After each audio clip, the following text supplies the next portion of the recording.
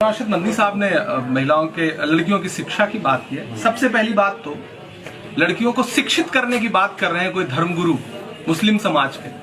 तो पहले तो इसका स्वागत करिए। आज बात करते हैं एक ऐसी अजीम शख्सियत के बारे में जिन्हें मिल्लत इस्लामिया इंतहाई कदर व मंजिलत और वक़ार व एहतराम की नज़रों से देखती है। आपकी एक आवाज़ पर जहां उम्मत मुस्लिमा का एक बहुत बड़ा तबका लब्बैक कहता है, वहीं आपकी एक झलक देखने और आपको सुनने के लिए उम्मत मुस्लिमा का ठाटे मारता हुआ समुंदर जमा हो जाता है। आलमी इस्लाम की मायनाज शख्सियत मिल्लत इस्लामिया हिंदिया के अजीम कायद अकाबिरीन देवबंद के अमली वरसा के अमीन हज़रत शेखुल इस्लाम मौलाना सैयद हुसैन अहमद मदनी रहमतुल्लाहि अलैह के सच्चे जानशीन, तकवा व तहारत के इमाम, मुरव्वत के शहनशाह, मैदान खिताबत के शहसवार, नामवर मुहद्दिस, बाकमाल मुदर्रिस, उम्मुल मदारिस दारुल उलूम देवबंद के सदरुल मुदर्रिसीन, राबता आलमी इस्लामी मक्का मुकर्रमा और all India Muslim personal law board के रुकन तासीस, जमीयत उलमा हिंद के सदर, हजारों इदारों के सरपरस्त, हिंदुस्तानी मुसलमानों के दिलों की धड़कन, शेर हिंद हजरत अक़दस मौलाना सैयद अरशद मदनी साहब दामत बरकातुहुमुल आलिया की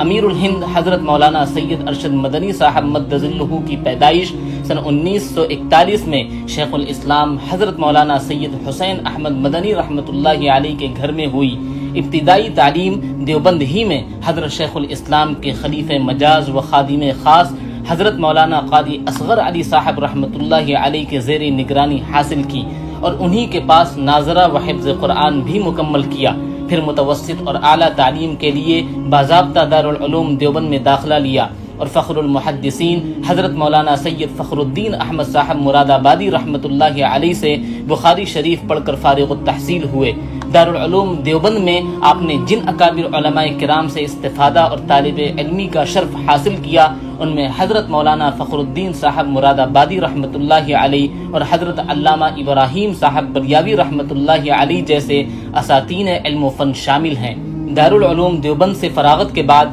हज़रत मौलाना सैयद अरशद मदनी साहब मद्दज़िल्लुहु सन 1965 में बिहार के मरकज़ी इदारा जामिया क़ासिमिया ज़िला गया में मुदर्रिस मुक़र्रर हुए और तकरीबन 1.5 साल तक यहाँ तदरीसी खिदमात अंजाम दी। फिर सन 1967 की इब्तिदा में आप मदीना मुनव्वरा तशरीफ़ ले गए और तकरीबन 14 महीने वहाँ मुक़ीम रहे। फिर दोबारा हिंदुस्तान वापस तशरीफ़ ले आए। चूँकि दारुल उलूम देवबंद में ज़माने तालिब इल्मी से ही आपका हज़रत मौलाना फ़ख्रुद्दीन साहब मुरादाबादी रहमतुल्लाहि अलैह से खुसूसी ताल्लुक़ रहा और हज़रत भी आप पर खुसूसी शफ़क़त फरमाया करते थे, चुनांचे मदीना मुनव्वरा से आपकी वापसी पर हज़रत अलैहिर्रहमा ने आपको जामिया क़ासिमिया शाही मुरादाबाद में खिदमत तदरीस का मशवरा दिया, जिसे आपने खुशी से कबूल किया और सन 1969 में जामिया क़ासिमिया शाही मुरादाबाद में मनसब तदरीसी पर फाइज हुए। जामिया में आपने कुतुब मुतवस्सिता के अलावा मिशकात शरीफ, मुस्लिम शरीफ और मुअत्ता इमाम मालिक वगैरह जैसी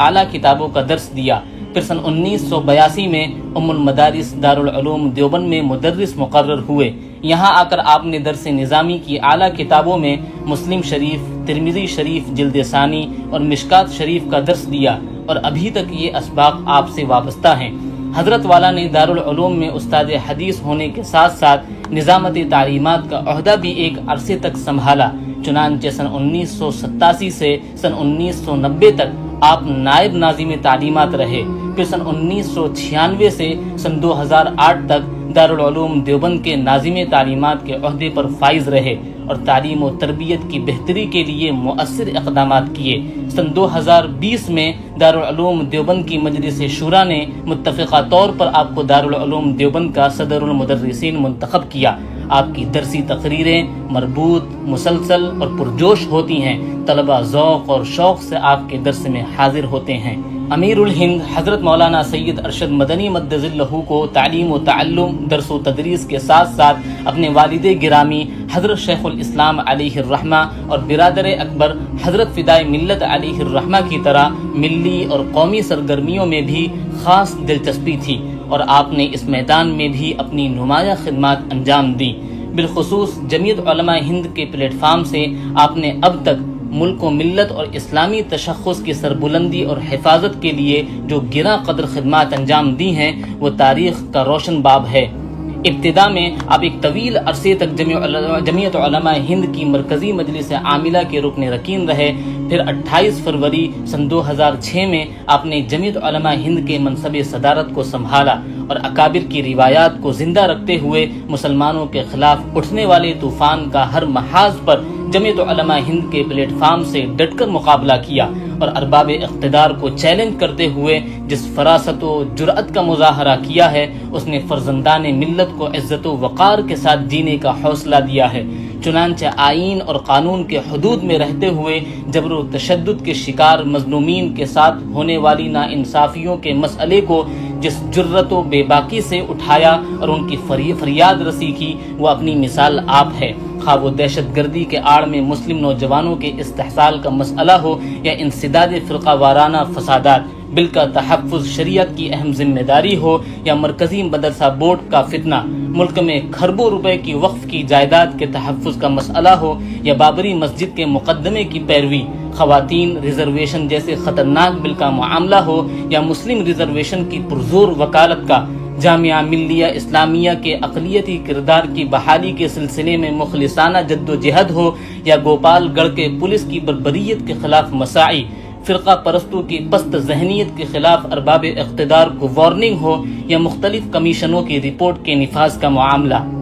جمہوریت کے تحفظ کا مسئلہ ہو یا فرقہ پرستی کے خلاف صدائے احتجاج، قومی حقوق انسانی کمیشن کی دوغلی پالیسی ہو یا حصول انصاف کا تقاضا، یکساں سول کوڈ کا فتنہ ہو یا مسلم پرسنل لا میں مداخلت کا مسئلہ، لازمی شادی رجسٹریشن کی تجویز کی مذمت ہو یا طلاق ثلاثہ بل کا قانون، تعداد ازواج کا مسئلہ ہو یا ہم جنس پرستی کا فتنہ، دینی تعلیم بورڈ کے ذریعے ملک بھر میں مکاتب کا قیام ہو یا ملک میں اصلاح معاشرہ کی تحریک، غریبوں اور مصیبت زدہ افراد کی بر وقت دستگیری ہو یا طوفان اور سیلاب زدگان کے لیے ریلیف، فسادات پر ارباب حکومت کو وارننگ دینا ہو یا فسادات سے متاثر لوگوں کی امداد، برما کے مہاجرین کا مسئلہ ہو یا آسام کے باشندوں کی شہریت کا مسئلہ، NRC اور NPR کا مسئلہ ہو یا قومی یکجہتی کانفرنس، عید ملن کی تقاریب ہو یا عظمت صحابہ کانفرنس، جمعیت علماء ہند کا اجلاس عام ہو یا گودی میڈیا پر لگام لگانے کی کوشش،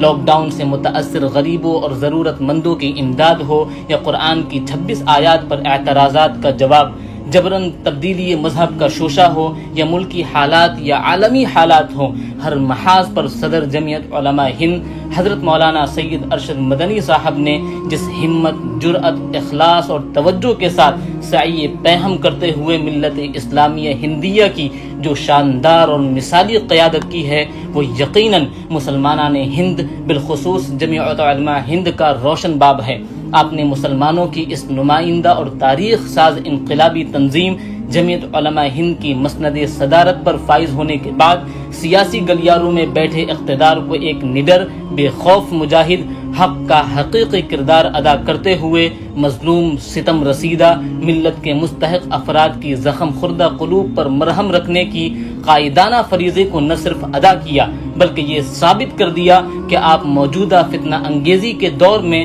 اپنے اکابرین کے تاریخ ساز کردار کے حقیقی وارث اور امین ہیں. جانشین شیخ الاسلام حضرت مولانا سید ارشد مدنی صاحب دامت برکاتہم العالیہ دارالعلوم دیوبند اور جمعیت علماء ہند کے ساتھ ساتھ مختلف اداروں کے پلیٹ فارم سے بھی نمایاں خدمات انجام دے رہے ہیں. بالخصوص ملک کی متحدہ، متفقہ اور مشترکہ پلیٹ فارم آل انڈیا مسلم پرسنل لا بورڈ کے مجلس تاسیسی کے آپ رکن ہیں. اسی طرح عالم اسلام کی ہماگیر اور وسیع ترین تنظیم رابطہ عالم اسلامی مکہ مکرمہ کے بھی مجلس تاسیسی کے آپ رکن ہیں. اس کے علاوہ ملک اور بیرون ملک کے مختلف بڑے بڑے ادارے آپ کی سرپرستی اور نگرانی میں اپنی خدمات انجام دے رہی ہیں. اس کے علاوہ عالم اسلام کی مختلف نمائندہ تنظیموں کے آپ رکن رکین بھی ہیں. حضرت مولانا ارشد مدنی صاحب نے جمعیت علماء ہند کے پلیٹ فارم سے ہندوستانی مسلمانوں کی جو شاندار قیادت کی ہے وہ تاریخ میں سنہرے الفاظ میں لکھے جانے کے قابل ہیں.